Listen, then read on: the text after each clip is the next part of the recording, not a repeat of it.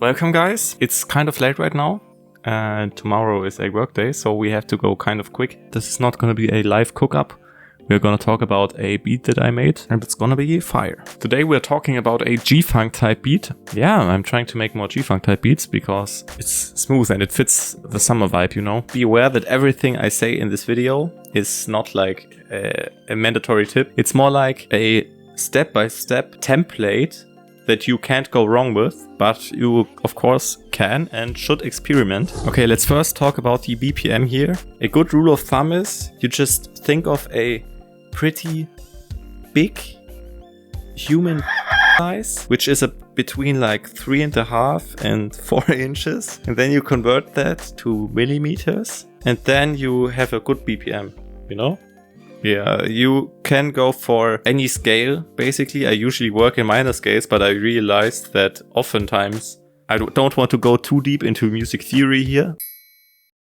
That's just my experience from what I heard on the internet, stuff like that. But I think there are like two types of G-Funk type beats. There are the ones with the basic West Coast chord.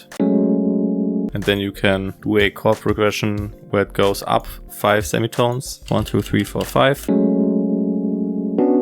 You can never go wrong with that, but that's more for like the darker type of West Coast beat. And what I like to cook up these days is like more of the soulful type of West Coast type beat. And what I use for that is like major ninth, which is built by placing 5 notes in this exact pattern, like place a note, skip, place a note, skip, place a note, skip, place a note, skip, and place a note. And a minor 7th would be taking out this note. So it sounds like this. Or like this. Yeah, it's like it's a little bit more soulful. And then you can just try out whatever you feel like. So you can go for the 1, then for the, I don't know, for 3 maybe. Then you can take the 4, something like that. I don't know.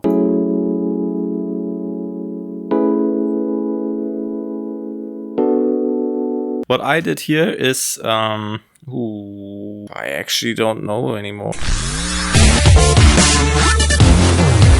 So this is a B minor 9th chord, but I just took the notes and moved them around a little bit, basically. Some notes up an octave, I pitched some notes down an octave.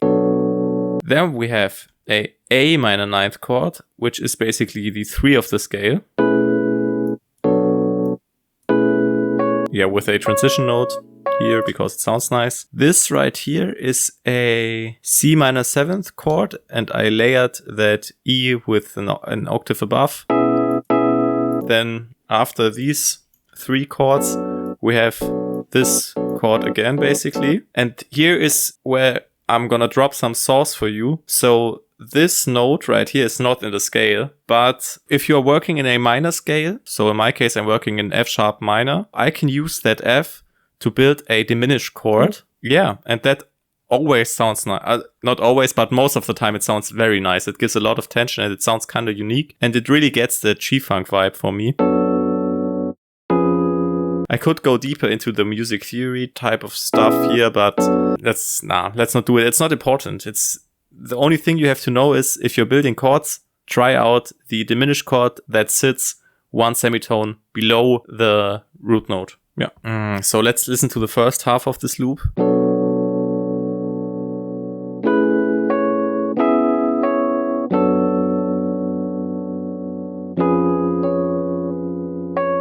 What I haven't talked about, which I just realized, is I'm using a E-piano. I said that there are no mandatory rules for making beats in general, but like an E-piano in these G-Funk type beats is never a wrong way to go. It really catches the vibe.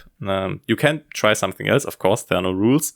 But if you're going for like a very authentic, old school G-Funk type of melody, I think you can never go wrong with an E-piano. In the second half, this first part just repeats. Then I use this chord, like right here, copied it over here, but took out the F sharp here. So like I reduced this chord. Oh no, I pitched it up an octave, 2 octaves. So it sounds a little bit different. And that creates some anticipation because this thing right here, it's really hard to strike that balance between not talking too much and giving you enough information, you know, but Basically, this 4-bar pattern does not repeat over here. So at the end, I just used another chord. I don't even know what it is, and strummed it. So yeah, let's just listen to the entire chord melody.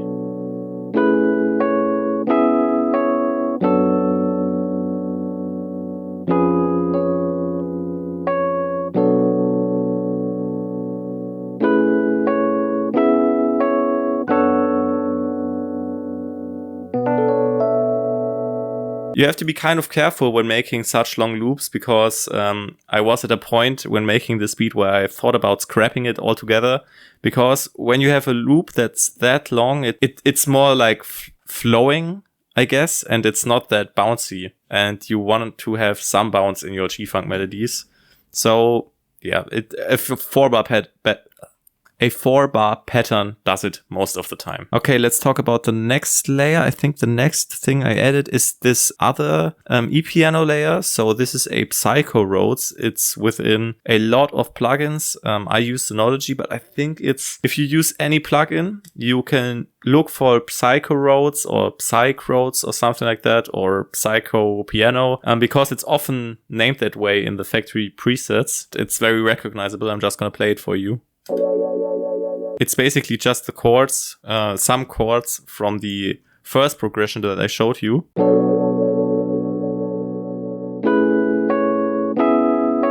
It's a nice ear candy layer, basically. For the effects, man, let's talk about the effects. I might have gone over the top here because I wanted to use some plugins that I bought that day. Mic EQ, it's just an equalizer, but it's like more analog.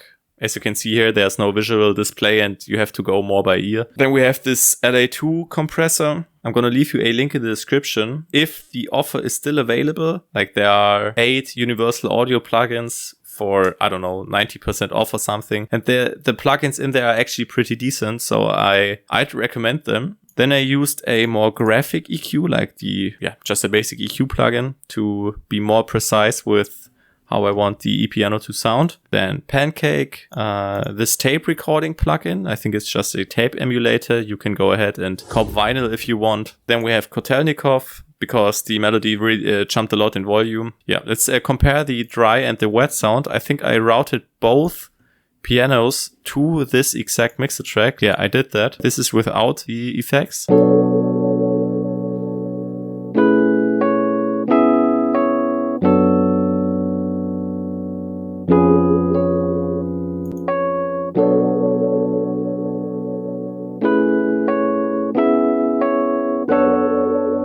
With these G-funk type of melodies, it's not like old school lo-fi where you want everything to sound kind of mushy and like squished together in a sense. Like a more clean sound is not a bad thing, in my opinion at least. Take all of this with a grain of salt. What I like to use is some kind of jazz guitar. I think you can find that sound in other plugins as well. I use Synology.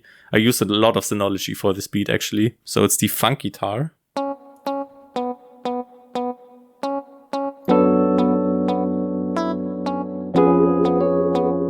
Yeah, that's more for, because as I said, this piano melody is like flowing and this guitar layer is supposed to add more of a bounce. Another type of sound that's always great to use in these G-funk type of melodies are these talkbox presets. But actually they are not that easy to find. I used Loop Cloud for a long time, but I couldn't find them in Loop Cloud. So I switched to Splice recently. And they actually have not that many, but enough good talkbox loops.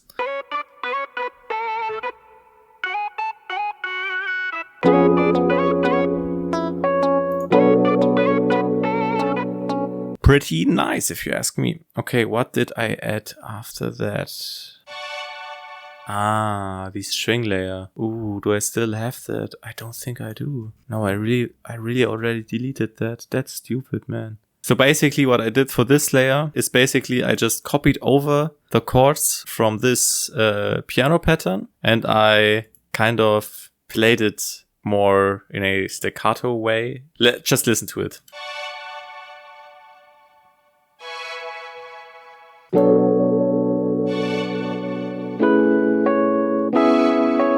just for the additional bounce, you know. What also is a very authentic sound is this string stab sound.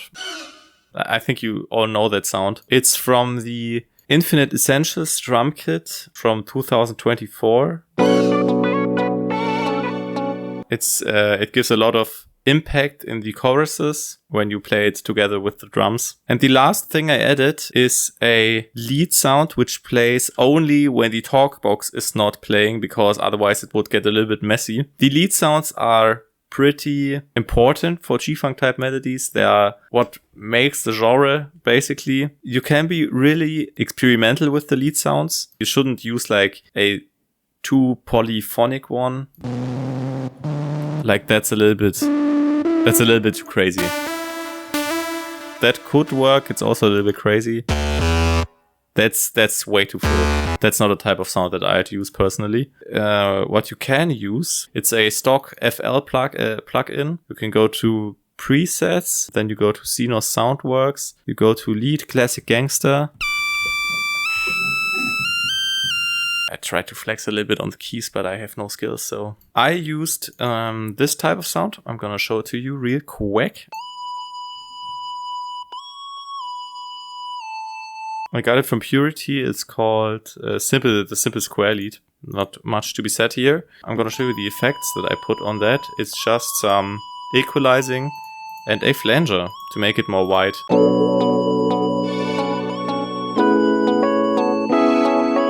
And what I did for the bass line, because I was so frustrated with that, I took a very long time for the bass line. I just used this lead pattern and copied it over to the bass and made a few changes here and there. So if I play the lead and the bass together, you can hear how similar they sound.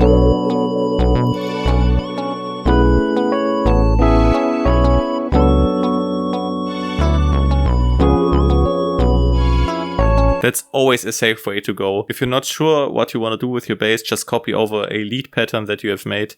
It will always sound good. Yeah, that's basically all I did for the melody. We're gonna talk a little bit about the kicks, because as you see, I have multiple kicks in here. The first kick that I added was this one. It's a very acoustic one. It doesn't sound too modern because it has all that high end. So what I did in the end, because I really like punchy kicks, is I filtered out all of the low end and I layered a very modern kick underneath that more acoustic one. Then you have that low end from the more modern kick and the top end to keep it kind of old school, you know? The clap pattern is, yeah. The sound is important here, like the claps or snares, whatever you want to use in these G-funk type beats, they are sitting more in the mids to high mids, I guess. Like they are sounding very warm. A very safe sound to use is a flexitone. That always gives you that feeling of, oh yeah, that's G-funk. I use this G-funk flex here as well. Yeah, what's important as well, the hi-hat pattern. As you can see, some of the notes are shifted. So what I did is, you could go in here and shift every note individually. But what I did is I hit Shift and M and then it selects like a few random notes. Then I shifted all those back by one. Then I hit Shift M again to select a few different ones and shifted those back. Then I hit Shift M again and shifted those back a little, and that was good for me, so I left it at that. And the reason why you want to do that, if a real drummer would play the hi-hats, he would never be perfectly in time, and that makes it more real. Another thing that we have to talk about here is the open hat, and as you see, it fits right in between those hi-hats, and that's because on a real drum thing, you wouldn't be able to play hi-hats with the open hat at once. So they are also in the same cut group, so that when a hi-hat plays and the open hat is playing as well, at that time it kind of gets cut off, you know. That makes it sound more real, because back in the day, producers used to sample real drum loops, and yeah, it just is a very minor detail, but it adds to the overall vibe, I guess. And that's almost it. We have this chime sound in here as well. That's as well a very safe bet when making G-funk type beats. Reverse crash.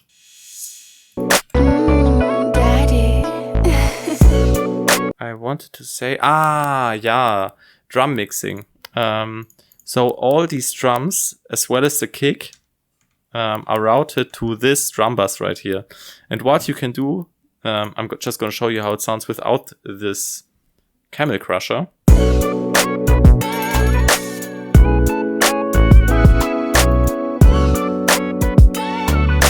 I used it more conservatively on this beat right here, but it's basically just a distortion plugin. I'm going to show you how it sounds if you use it more aggressively.